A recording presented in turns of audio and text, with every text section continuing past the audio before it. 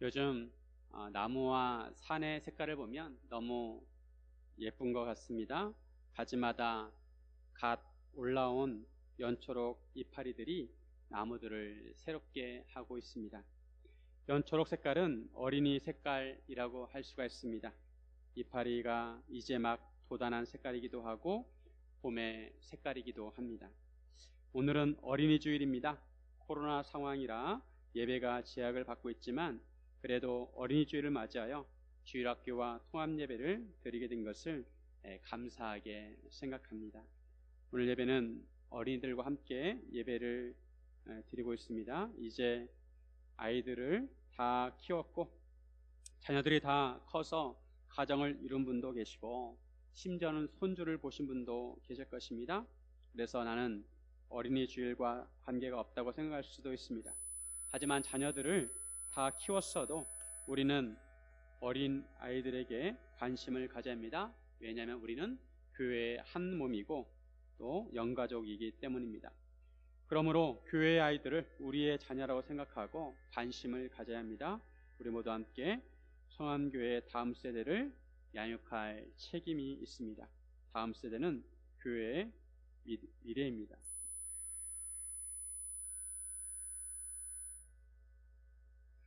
오늘 본문에 보면 사람들이 자기 아이들을 예수님께로 데려옵니다. 부모 마음은 자기 자녀들이 다 잘되기를 바라는 마음입니다. 그 당시에도 부모들은 아이들을 랍비들에게 데려가서 랍비가 아이들에게 손을 얹어주고 머리를 만져주기를 원했습니다. 마찬가지로 사람들이 예수님께 자기 아이들을 데려가서 예수님께서 만져주시기를 바랬던 것이죠. 그런데 제자들이 그 사람을 꾸짖었습니다. 제자들이 아이를 데려오지 못하게 한 거죠. 근데 도리어 예수님께서 이런 제자들을 보시고 노하십니다. 그러시면서 어린아이들이 내게 오는 것을 용납하고 금하지 말라. 하나님의 나라는 이런 자의 것이니라 말씀하십니다. 예수님은 어린 아이들을 안아주시고 그들 위에 안수해 주시고 축복해 주십니다. 이것이 오늘 본문의 내용입니다. 오늘 말씀을 통해 예수님께서 어린이들을 어떻게 생각하시는지 살펴보고 우리도 예수님처럼 어린이를 대하고 양육하기를 원합니다. 첫째, 예수님은 어린이를 소중히 여기셨습니다. 예수님은 어린이를 무시하지 않고 어른들과 같이 인격으로 대하셨습니다. 제자들은 왜 사람들이 어린아이들을 예수님께 데려오는 것을 꾸짖었을까요? 제자들도 나름대로 생각이 있었을 것입니다. 예수님께서는 가시는 곳마다 사람들에 의해서 둘러싸여 있었습니다.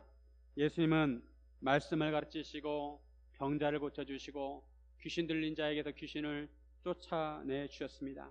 항상 사람들이 예수님을 찾아와 요구하였기 때문에 예수님의 일정은 항상 바빴습니다. 많은 사람들의 이야기를 들어주고 그들의 문제를 해결해 주셨습니다. 그날도 예수님은 바쁜 시간을 보내고 계셨습니다. 제자들은 예수님을 만나러 오는 사람들에게 순서를 정해 주었을 것입니다. 제자들은 줄을 세워서 다음에 예수님을 만나세요. 다음에 예수님을 만나세요. 순서를 정해 주었을 것입니다. 제자들은 예수님께 접근한 사람들을 통제하였습니다. 이것은 제자들이 할 일이었고 또 한편으로 특권이었습니다. 그런데 제자들이 생각할 때 단순히 어린아이들을 만져주기를 바라고 어린아이들을 데려오는 것은 너무 하찮은 것으로 본 것입니다. 그러나도 예수님께서 바쁘시고 한 병자라도 더 치료하셔야 했습니다. 제자들이 생각할 때 예수님께 어린아이를 데려가는 것은 시간 낭비라고 생각을 한 것이죠. 그런데 예수님께서는 이런 제자들을 보시고 노하셨습니다. 예수님께서 화를 내셨습니다. 성경에 보면 예수님께서 화를 내시는 장면들이 여러 군데 나옵니다. 그런데 바로 이 장면에서 예수님께서 가장 큰 화를 내셨다는 그런 단어를 사용하고 계십니다. 예수님께서 대노하신 것입니다. 예수님께서 어린아이들이 예수님께 오는 것을 용납하고 금하지 말라고 하십니다. 예수님은 어린아이들이 예수님께 나오기를 바라셨습니다. 예수님은 왜 화를 내셨을까요? 예수님께서 어린아이들을 바라보는 관점과 제자들이 어린아이를 바라보는 관점이 서로 달랐습니다. 제자들은 그 당시 흔히 그랬듯이 어린아이들을 무시하는 태도를 취했습니다. 그 당시에 사람의 수를 셀 때 여자와 어린아이는 세지 않았습니다. 성인 남자만 셌습니다. 사회적으로 인정되는 사람은 성인 남자였습니다. 여자들은 증인의 역할도 하지 못했습니다. 그 당시에 성인 남자가 정식적인 사회적 지위를 가졌고, 그 다음에 여자, 그 다음에 어린아이, 이런 순으로 서열을 매겼던 것이죠. 그렇기 때문에 제자들은 어린아이들을 무시하였습니다. 어린아이들을 중요하게 생각하지 않았습니다. 그러나 예수님께서는 어린아이들을 무시하지 않으셨습니다. 예수님은 어린아이들을 소중하게 생각하셨습니다. 예수님께서는 어린아이들을 어른과 마찬가지로 인격적으로 대하셨습니다. 예수님께서는 어린아이들의 영혼을 소중히 여기셨습니다. 인간의 영혼의 무게에 있어서 어른과 어린아이의 차이가 없다는 것입니다. 어른도 한 영혼이고 어린아이도 한 영혼입니다. 예수님께서는 어린아이라고 그 영혼이 어른의 영혼보다 가볍게 여기지 않으셨습니다. 사실 우리나라도 마찬가지입니다. 조선시대는 유교 문화였기 때문에 그 영향이 남아 있습니다. 그래서 아이들을 좀 가볍게 생각하는 경향이 있습니다. 장유유서라는 말이 있습니다. 장유유서. 찬물을 마셔도 어른부터 마셔야 합니다. 밥을 먹을 때도 어른이 숟가락을 들어야 어린아이가 숟가락을 들 수 있습니다. 항상 어른 앞에서 예의를 갖추고 공손해야 했습니다. 이것이 우리나라의 일반적인 통념이었습니다. 어른들에게 예의를 갖추고 잘 대접하는 건 좋은 일입니다. 하지만 그것이 너무나 지나쳐서 아이를 소홀히 하는 것은 잘못된 것이라는 것이죠. 그러다가 1920년에 방정환 선생님이 어린이라는 말을 처음으로 만들었습니다. 우리나라의 말을 보면 늙으니, 착하니, 높으니, 이것처럼 이자로 끝나는 말은 그 사람을 높이는 말입니다. 마찬가지로 어린아이를 높이는 말입니다. 어린아이들을 하나의 인격체로 보아야 한다는 취지에서 어린이라는 말을 사용하였습니다. 그전에는 어린이라는 말이 없었습니다. 대신에 어린아, 얼라, 어린놈, 어린애라고 불렀습니다. 예수님께서도 어린아이들을 한 인격체로 보고 대하셨습니다. 우리 은연중에 제자들처럼 어린아이들을 다소 가볍게 여기는 경향이 있을 수 있습니다. 어린아이들은 연약하고 생각과 판단력이 미숙하기 때문입니다. 사회적으로 어린이는 어떤 역할을 하기가 부족합니다. 부모의 도움을 받아야 하고 선거권도 없습니다. 하지만 우리는 예수님처럼 어린이의 영혼을 소중하게 생각해야 합니다. 어린이의 영혼이 어른의 영혼에 비해 결코 가볍지 않습니다. 우리는 자아가 있습니다. 나라는 자아는 우리가 어렸을 때나 어른이 되었을 때나 똑같습니다. 나라는 자아는 내 안에서 똑같습니다. 시간이 흐른다고 늙지 않습니다. 다만 겉모습이 달라질 뿐입니다. 마음은 똑같습니다. 우리가 영적인 존재이기 때문입니다. 전도사로 유명한 무디 목사님이 있습니다. 이 무디 목사님이 한 번은 전도를 하고 나서 오늘은 2명 반을 전도했다고 했습니다. 그러자 그 말을 들은 어떤 사람이 하는 말이, 목사님이 오늘 어른 둘에 아이 1명을 전도하셨군요. 그렇게 말했습니다. 그러자 무디 목사님이 그것이 아니고 어린이 둘에 어른 1명을 전도했다는 것입니다. 어린이는 앞으로 살아갈 날이 많기에 온전히 하나이고 어른은 절반을 살았기 때문에 반이라는 것입니다. 우리도 예수님처럼 어린이의 영혼을 소중히 여겨야 합니다. 어린이를 대할 때 무시해서는 안 되고 하나님께서 창조하신 한 영혼으로 대해야 합니다. 어린이를 인격적으로 대해야 합니다. 특히 예수님께서 어린아이들이 예수님께 다가오는 걸 금하지 말라고 하신 것처럼 우리는 다음 세대가 예수님께 다가올 수 있도록 도와야 합니다. 이것이 교회의 역할입니다. 어떻게 하면 아이들로 하여금 예수님께 다가올 수 있도록 할까요? 아이들이 예수님을 어떻게 알 수 있을까요? 우리는 복음을 통해서 예수님을 알듯이 아이들도 복음을 통해 예수님을 알아갑니다. 하나님의 말씀을 통해 예수님을 알아갑니다. 교회에서는 아이들이 하나님의 말씀을 잘 배울 수 있도록 환경을 만들어줘야 합니다. 예전에 교회에서는 찬양과 율동을 통해 아이들의 관심을 집중시키고 말씀을 가르쳐 주었습니다. 여름 성경학교 때마다 새로운 찬양과 율동을 가르쳐주고 동시에 말씀을 가르쳤습니다.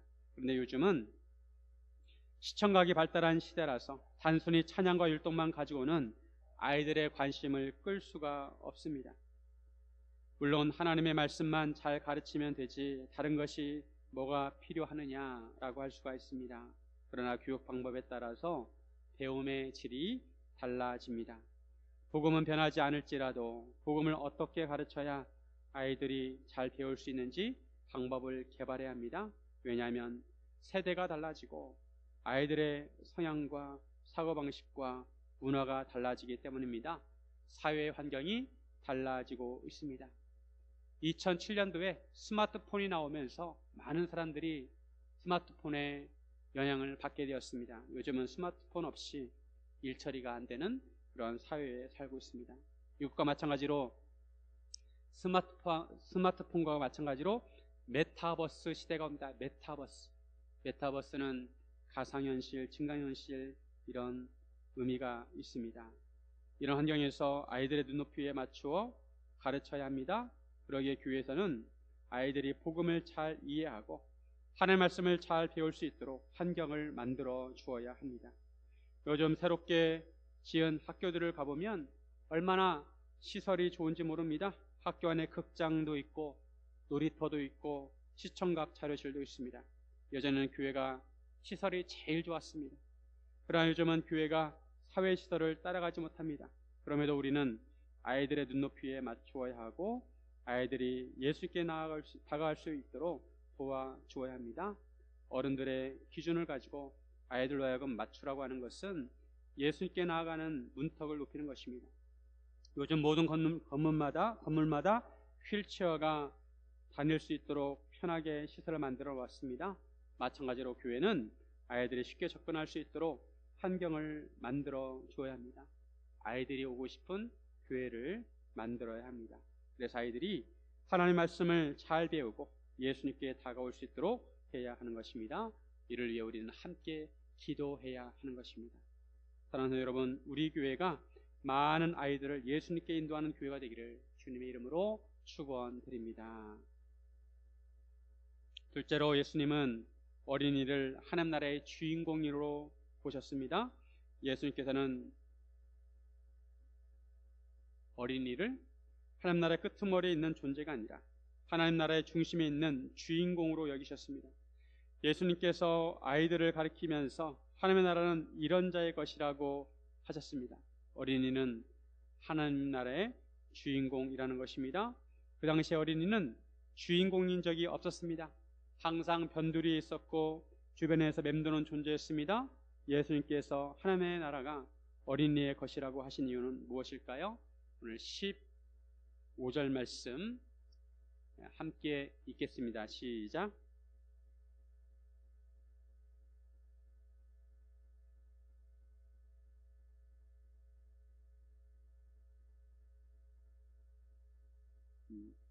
제가 다시 한번 읽어드리겠습니다. 내가 진실로 너에게 이르노니 누구든지 하나님의 나라를 어린아이와 같이 받들지 않는 자는 결탄코 그곳에 들어가지 못하리라 하시고, 어린아이들은 여러 특징이 있습니다.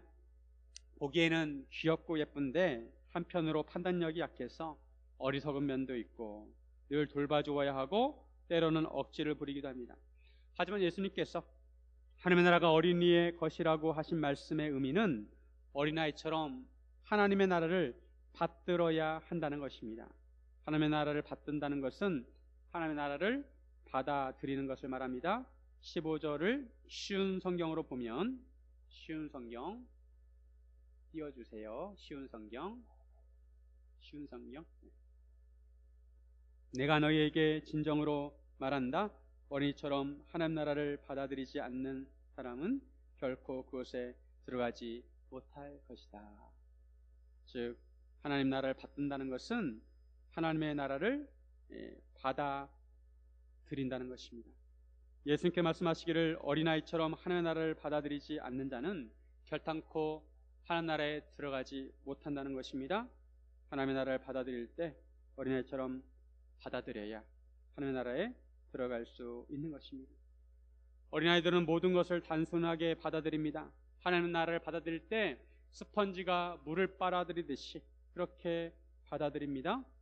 의심하거나 계산하거나 경계하지 않습니다.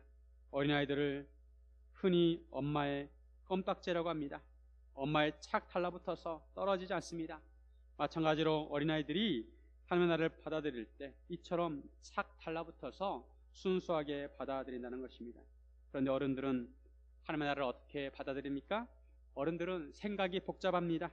복음을 듣고 순수하게 믿고 받아들이는 것이 아니라 자로 재고 계산하고 경계하고 의심합니다. 이런 자세를 가지고는 하나님의 나라에 들어갈 수 없다는 것입니다. 예수님께서는 하나님의 나라에 대해서 말씀하실 때 이 세상의 원리와 다르다는 것을 말씀하셨습니다. 이 세상에서는 높은 자가 섬김을 받습니다. 그러나 하나님 나라에서는 섬기는 자가 높은 자라고 하십니다. 예수님께서 가버나움의 집에 계실 때 제자들에게 물으셨습니다. 너희가 길에서 토론한 것이 무엇이냐? 제자들은 길에서 서로 누가 크냐를 가지고 토론했습니다.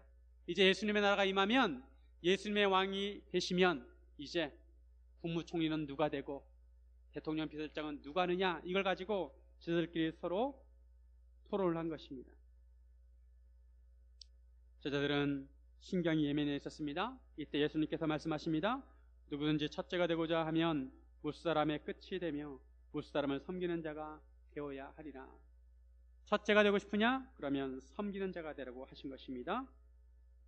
그리고 그 집에 있는 어린아이 하나를 데려다가 제자들 가운데 세우시고 이렇게 말씀하십니다. 마가복음 9장 37절에 누구든지 내 이름으로 이런 어린아이 하나를 영접하면 곧 나를 영접함이요, 누구든지 나를 영접하면 나를 영접함이 아니요 나를 보내신 이를 영접함이니라.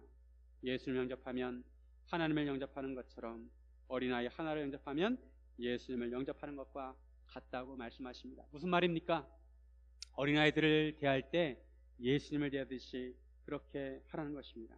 우리는 예수님을 대할 때, 어린이를 대할 때 하나님 나라의 주인공으로 대해야 하고, 예수님께서 우리를 섬기신 것처럼 어린아이들을 섬겨야 합니다. 어린아이를 섬긴다고 해서 어린아이를 어른처럼 대하라는 말이 아닙니다. 예수님께서 우리를 하나님 나라로 인도하시고 생명을 내어주신 것처럼 어린이들에게 하나님의 나라를 가르쳐 주어야 한다는 것입니다. 하나님의 가치를 가르쳐 주어야 합니다.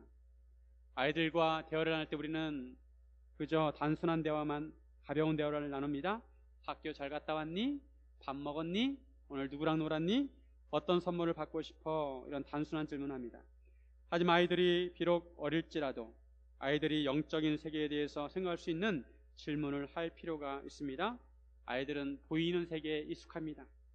하지만 눈에 보이지 않는 세계가 있다는 것을 알려주어야 합니다. 하나님에 대해서 어떻게 생각하는지, 천국에 대해서 어떻게 생각하는지, 삶과 죽음에 대해서 어떻게 생각하는지 자연스럽게 대화할 수 있는 기회를 주어야 합니다. 사실 삶과 죽음은 인생의 가장 기본적인 것입니다. 이런 문제는 무거운 주제이기 때문에 자녀들과 잘 나누지 않습니다. 저도 부모님이나 어른들과 이런 주제에 대해서 별로 얘기한 기억이 없습니다. 우리는 가족끼리 함께 살아가지만 가장 중요한 삶의 문제에 대해서 나누지 않습니다. 하지만 그럼에도 우리는 아이들에게 삶의 중요한 문제들에 대해서 서로 대화하고 알려주어야 합니다. 성경에서 삶과 죽음에 대해서 어떻게 말씀하고 있는지, 하나님과 천국에 대해서 어떻게 말씀하고 있는지, 믿음이란 무엇인지 알려주어야 합니다. 예수님이 말씀하시기를 하나님의 나라는 너희들의 것이라고 하셨어, 이렇게 얘기를 해 주어야 한다는 것이죠. 그리고 우리가 만난 하나님에 대해서 말씀에 얘기를 해 주어야 하는 것입니다. 가정예배를 통해서 자연스럽게 대화를 나눌 수 있을 것입니다. 아이들은 하나님 나라의 주인공입니다. 그들에게 하나님의 나라를 가르쳐주고 하나님 나라의 가치를 알려주어야 한다는 것입니다. 사랑하는 여러분, 하나님 나라의 주인공들을 잘 섬기기를 주님의 이름으로 축원드립니다. 셋째로 예수님은 어린이를 안아주셨습니다. 예수님은 두 팔을 벌려 어린아이들을 안아주시고 한 명 한 명 그들의 머리 위에 손을 얹으시고 안수해 주셨고 그 다음에 축복해 주셨습니다. 사람을 안아준다는 것은 그 자체에 많은 의미가 있습니다. 사람을 안아주는 것은 사랑의 표현이기도 하고 위로와 격려의 표현이기도 합니다. 16절에 보시면 그 어린 아이들을 안고 그들 위에 안수하시고 축복하십니다. 예수님께서 어린아이들을 대하는 태도는 그 당시 문화에서 낯선 풍경일 수 있습니다. 하지만 예수님은 어린아이들을 안아주시면서 사랑을 표현하셨습니다. 이런 예수님의 모습을 보면 예수님께서 어린이를 얼마나 사랑하시는지 알 수가 있습니다. 어린아이들을 사랑스럽게 대하셨습니다. 우리는 어린아이들을 어떤 태도로 대하고 있습니까? 일반적으로 우리는 아이들을 사랑스럽게 여깁니다. 아이들을 안아줍니다. 이것이 인지의 상정입니다. 하지만 가끔 그렇지 않은 경우도 있습니다.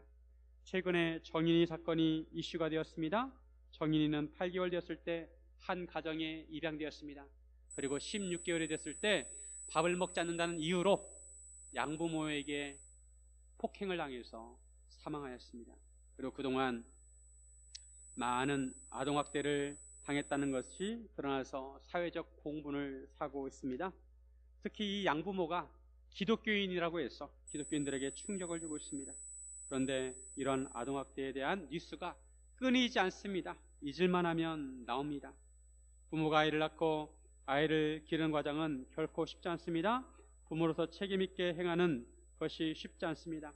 왜냐하면 누구나 부모가 되는 것은 처음이고 사실 어떻게 자녀를 양육해야 할지 그 방법을 잘 알지 못합니다. 하지만 그럼에도 부모는 하나님께서 맡기신 귀한 영혼을 믿음 안에서 양육할 책임이 있습니다. 그래서 부모 면허라는 말이 있습니다. 운전면허증 많이 아시죠? 운전면허증이 있는 사람이 운전을 할 수가 있습니다. 마찬가지로 부모가 자녀를 양육하려면 부모 면허가 있어야 한다는 것입니다. 자녀를 어떻게 양육해야 할지 부모로서 갖춰야 할 자질을 갖추는 것이 바로 부모 면허입니다. 예수님께서 아이들을 사랑하신 것처럼 우리가 어떻게 해야 어린아이들을 사랑으로 양육할 수 있을까요? 우리는 자녀들을 사랑으로 양육하는 방법을 알아야 합니다. 저도 자녀를 키우는 것이 쉽지 않았습니다. 자녀들을 말씀으로 잘 양육하고 싶은데 그 방법을 찾기가 쉽지 않았습니다. 되돌아보면 때로는 너무 무모한 양육 방법을 사용했던 것도 같습니다. 저는 아이들을 훈육할 때 약속을 많이 강조했습니다. 어떤 것을 할 때 아이와 먼저 약속을 합니다. 그리고 아이가 약속을 잘 지키지 않으면 아이들을 혼내곤 하였습니다. 그런데 의사이기도 하고 육아 전문가이기도 한 오은영 박사는 이런 방법이 그렇게 좋은 방법이 아니라고 합니다. 오은영 박사가 그의 책 어떻게 말해줘야 할까, 이 책에 나오는 내용입니다. 어떤 4살짜리 아이의 버릇이 뭐냐면 자기의 마음에 들지 않으면 사람을 밀어버리는 습관이 있다고 합니다. 엄마가 이 아이와 함께 키즈 카페에 가기 전에 아이에게 단단히 주의사항을 일러두었습니다. 그리고 아이에게 너 약속해 라고 하면서 새끼손가락을 걸고 엄지손가락으로 도장을 찍고 손바닥으로 복사까지 하고 이렇게 해서 아이를 키즈 카페에 데려갔어요. 그런데 키즈 카페에 들어간 지 얼마 안 되어서 이 아이가 또 친구를 밀었습니다. 놀란 엄마가 아이에게 불이 나게 달려가서 말했습니다. 너 엄마랑 약속했지? 아이는 바닥을 내려다보면서 고개를 끄덕였습니다. 엄마가 약속 안 지키는 사람 어떤 사람? 나쁜 사람. 이렇게 대답합니다. 엄마가 다시 나쁜 사람에게 산타 할아버지가 선물을 주시 안 주셔? 그러니까 아이가 눈에서 눈물을 뚝뚝 흘립니다. 이럴 경우 오은영 박사는 약속은 아이한테 가르쳐야 하는 가치이지만 너무 어린아이에게 이 약속이라는 것은 너무 어려운 개념이라고 합니다. 부모는 약속으로 아이를 통제하려고 합니다. 부모들은 흔히 너 약속했잖아 라고 말합니다. 그런데 약속을 지킨다는 것은 어린아이에게 굉장히 큰 대전제이고 상위 가치이기 때문에 어린아이들은 대항할 방법이 없다고 합니다. 아직 아이들이 약속의 개념을 잘 이해하지 못하기 때문에 그럴 때 약속을 강조하기보다 구체적으로 가르쳐 주어야 한다고 합니다. 즉 아이가 다른 아이를 밀었을 경우 약속을 강조하지 말고 화나도 사람을 밀면 안 되는 거야. 기분이 나쁘면 그 친구한테 말로 표현해 라고 가르쳐 주라는 것입니다. 그래도 아이가 계속 같은 행동을 반복하면 오늘은 더 이상 놀기 어렵겠다, 다음에 또 오자 하면서 말하고 집으로 데려가라고 하라는 것입니다. 그래야 아이가 다른 아이를 밀면 안 된다는 것을 배우게 된다는 것입니다. 아이들은 논리적으로 생각하기에 어리다고 합니다. 그런 아이에게 약속을 못 지켰다고 자꾸 혼을 내면 아이의 자율성과 책임감, 자존감이 모두 떨어진다고 합니다. 아이 약속을 정할 때 최소한으로 정하고 아이와 충분히 협의를 하고 부모가 일방적으로 정해서는 안 된다고 합니다. 우리가 어린아이를 잘 이해하고 양육 방법을 잘 알아야 아이를 사랑으로 양육할 수가 있습니다. 특히 아이를 사랑으로 양육할 때 가장 필요한 것은 말을 잘해야 한다는 것입니다. 아이에게 말을 할 때 말을 조심스럽게 잘 가려서 해야 한다는 것입니다. 요즘 코로나 상황이라서 어린아이들도 마스크를 써야 합니다. 그런데 아이들은 마스크를 쓰면 답답하기 때문에 본능적으로 마스크를 벗으려고 합니다. 그럴 때 아이에게 너 마스크 안 쓰면 죽을 수도 있어, 큰일 난다, 이렇게 말을 하면, 이렇게 겁을 주는 말을 하면 좋지 않다고 합니다. 그렇게 하는 것은 부모의 불안을 아이에게 전하는 것이라고 합니다. 또 어떤 부모는 그런 거 안 해도 돼, 괜찮아 라고 말을 한다고 합니다. 그런 경우도 좋지 않다고 합니다. 왜냐하면 안전규칙을 지키는 이유는 절대 약하거나 용기가 없어서가 아니기 때문입니다. 규칙을 어기는 것이 강하고 용감한 것도 아닙니다. 이럴 경우 아이들의 두려움을 인정해 주면서 이렇게 말하라고 합니다. 그래, 겁나지? 잘 쓰고 있으면 많이 보호될 거야. 그래서 중요한 거야. 잘하고 있어. 이렇게 말을 해주라는 것이죠. 아이들을 가르칠 때 말을 잘 해줘야 합니다. 그리고 아이들에게 마지막 장면이 중요하다고 합니다. 흔히 좋은 마음으로 여행을 갑니다. 여행을 잘 준비해서 여행을 기쁜 마음으로 떠납니다. 그런데 여행을 가면 꼭 다투게 됩니다. 아이들은 말을 잘 안 듣고 계획이 틀어집니다. 그러면 짜증이 나고 화가 납니다. 본의 아니게 아이들에게 큰 소리를 치게 됩니다. 다시는 너희랑 여행을 오나 봐라 하면서 화를 냅니다. 부모는 아이를 사랑합니다. 그런데도 마지막에 화내고 짜증내고 혼내고 끝날 때가 많습니다. 그런데 안타깝게도 아이들은 영화의 마지막 장면을 기억하듯이 이런 모습을 기억한다고 합니다. 안 먹는다고 혼내는 엄마의 얼굴, 말 안 듣는다고 화내는 아빠의 얼굴과 말, 이것을 기억한다고 합니다. 나중에 아이들은 어디를 가서 무엇을 먹었는지 하나도 기억을 못합니다. 다만 기억하는 것은 엄마의 웃는 얼굴과 아빠와 즐겁게 놀았던 그런 경험들을 기억하게 되는 것입니다. 그래서 육아가 생각대로 되지 않아서 짜증나고 화가 날 때 이렇게 생각해야 한다고 합니다. 내가 이것을 시작한 의도가 무엇인가? 나는 어떤 마음으로 이것을 시작했을까 생각하고 어떻게 마무리 지으면 아이에게 좋은 기억이 될까? 항상 마지막이 중요하다고 합니다. 아이들의 기억 속에 좋은 장면이 남을 수 있도록 하라는 것입니다. 사랑하는 여러분, 예수님께서는 어린이를 소중히 여기셨고 그들을 안아주셨고 하나님 나라의 주인공이라고 하셨습니다. 그리고 다음 세대를 교회에 맡기셨습니다. 성암교회 주일학교 어린이들은 나중에 교회에 대해서 어떤 장면을 기억하게 될까요?